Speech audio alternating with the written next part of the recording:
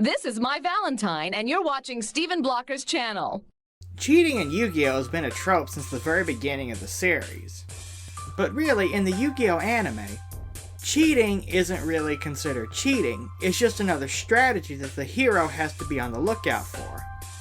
Much like wrestling, the bad guy will almost always cheat, and usually get away with it. It's expected, and all the hero can really do about it is to figure out a way around it. Outplay their cheating. So let's go through and rank each method of cheating in Yu-Gi-Oh! And see who'd be able to get away with it in a real tournament. Now let's set some ground rules of what counts as cheating. Now Millennium Item cheating does not count, as that's a natural ability. Duelist Kingdom rules and other weird, crazy, strange rules don't count either. Only brazen, active cheating. So basically, no attacking the moon and no sphere mode. And we'll only be looking at moments involving the card game. We're going to do this in a tier list, with S being as sneaky as Solid Snake, and F being instant disqualification.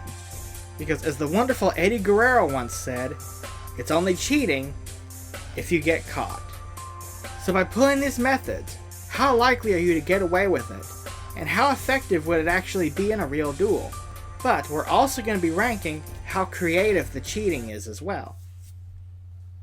Also, this list in no way advocates cheating. As the opening of the Japanese version of the series states, fair play, fair duel. And I don't need to remind you how Yugi himself punishes cheaters. So this is not advice whatsoever. So, let's get started. Panic's flamethrowers. Imagine being such a sore loser, you try to cook your opponent. I mean, these giant flamethrowers, these will easily get someone's attention. Forget the judges, this is a police issue. F tier. Weevil's parasite trick. He has a kid approach Joey under the guise of being a fan to bait him into a duel. The plan involves sneaking a parasite card into Joey's deck, which is going to sabotage him by preventing him from playing monsters. I have to give this one an S. It's creative, it almost works, and technically, you could get away with it since nobody would be watching. And honestly, how could you prove it? I mean, sure, you could produce your deck list to a judge, but being real, the judges might just assume that you're the one lying. Parasite may not work like this in the real game, but that does not detract it from here.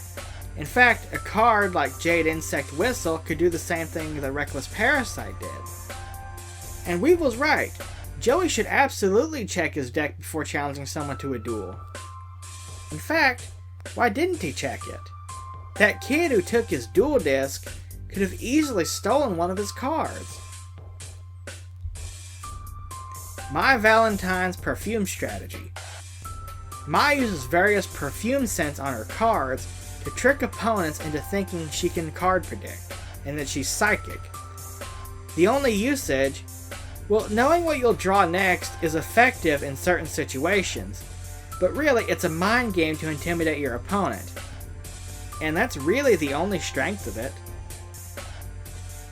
As for ability to get caught, well, most people would smell the perfume and just assume it's hers. Since like 99% of women wear some kind of perfume or scent. But practically, it's a little bit useless. Especially since My Valentine actually uses almost no draw cards anyway. C tier. Seeker's contact lenses. Seeker uses contact lenses to see his cards, marked in invisible ink. It's similar to My Valentine's perfume strategy, but visual and not scent-based. It's got concealment points, and is a little bit more practical than Mai's, since Seeker is all about drawing cards. Remember, his strategy is all about drawing Exodia pieces. Therefore, he can see what he'll draw next, and know to use a Pot of Greed right away. I give it a B tier. Espa Roba's earpiece. Another fake psychic actor is Esperoba, using his brothers to spy on his opponent's cards from a faraway roof with binoculars and whispering to him in an earpiece. In terms of concealment, this one only really works because Esperoba has such long hair. And it's in that weird style that's kind of like a curtain. So the earpiece is concealed. One breeze and it'll be given away. And obviously, if this was a real duel, the opponent would notice him finagling with it a lot. It'd be about as obvious as that guy on Who Wants to Be a Millionaire in the audience who kept coughing to give his friend answers.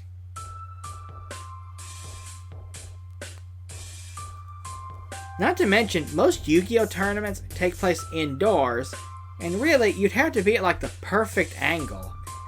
If the opponent chooses to not duel at that specific city block, or in an area where they can't get access to the roof, it won't work. But also the fact that they have to be far enough away to not get caught, while also close enough to actually be able to see what they're doing. D tier. Bandit Keith hiding cards in his wristband. Bandit Keith hides cards in these metal bracelets he wears, and does a similar trick with a hidden mechanism under the sleeve of his giant cloak in Battle City, then placing it on top of the deck. There isn't really a subtle way to do this, especially since the card will likely get bent while in the bracelet. Like, you'd have to be blinder than a guard in a Metal Gear Solid game to not notice this. If he wore long sleeves, it'd be more effective. But not these bracelets, as the cards are actually too long to be fully hidden under a bracelet. F tier.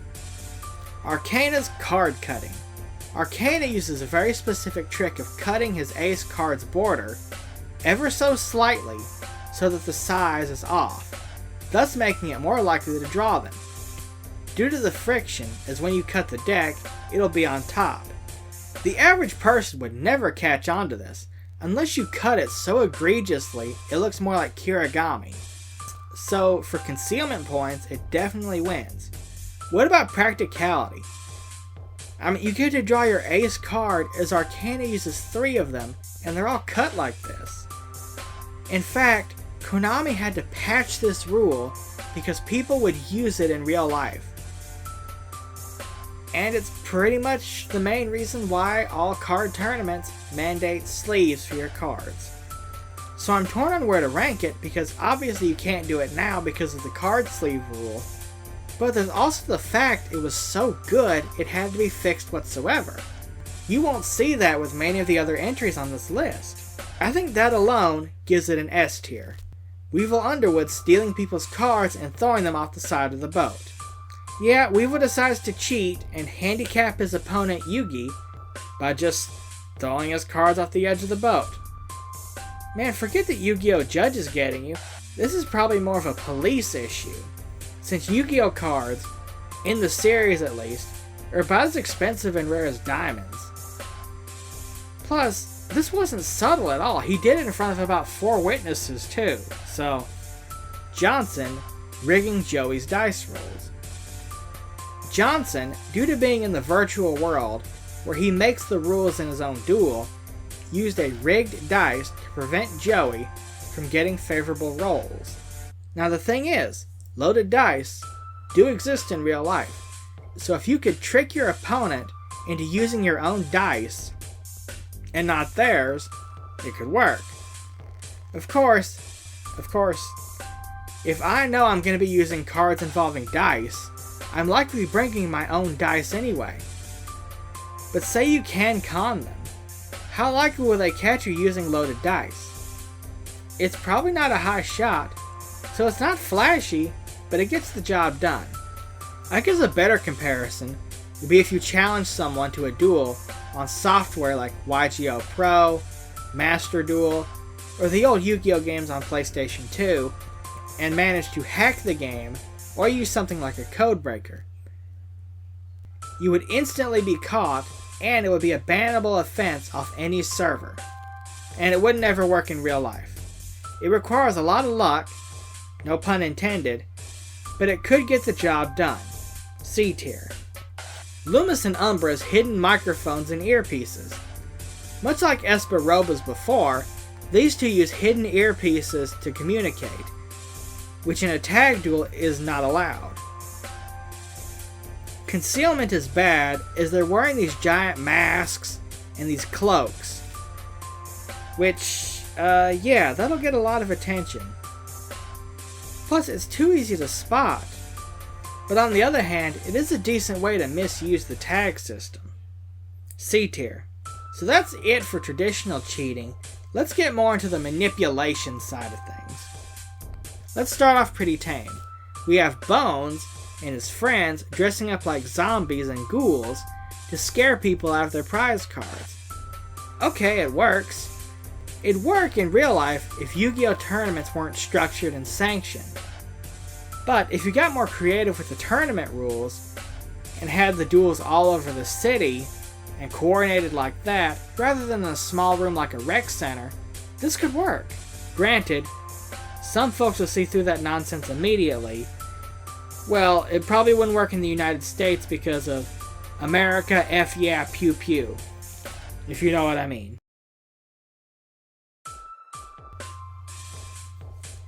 Kaiba and the Castle Roof.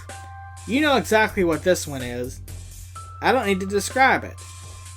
But if someone pulled this crap in real life, the response would be, "Bro, it's just a game, chill out." And then the player would likely call for professional help. If it was something with real stakes, at least. I could see this working as a way to guilt trip your opponent. Depending on what the game is, at least. Noah turning Kaiba's family and friends to stone, and making him face his brother in his place. Along with Pegasus pulling a similar trick earlier, where he makes Kaiba face Mokuba, who had his soul taken. I could see this definitely getting in someone's head, though it'd probably be more effective if supernatural powers existed in real life, because you can't turn people to stone in real life, so. But if that ability existed in real life, A tier for sure. So I hope you all enjoyed that. Thank you for watching. In a future video, I intend to do other cheating methods like Millennium Item Manipulation, but this, I wanted to focus more on just practical cheating you could actually do. Because, as far as I know, there's no Millennium Items in real life. Wouldn't it be cool if there were, though? That'd be fun. See you next time, folks. Have a good one.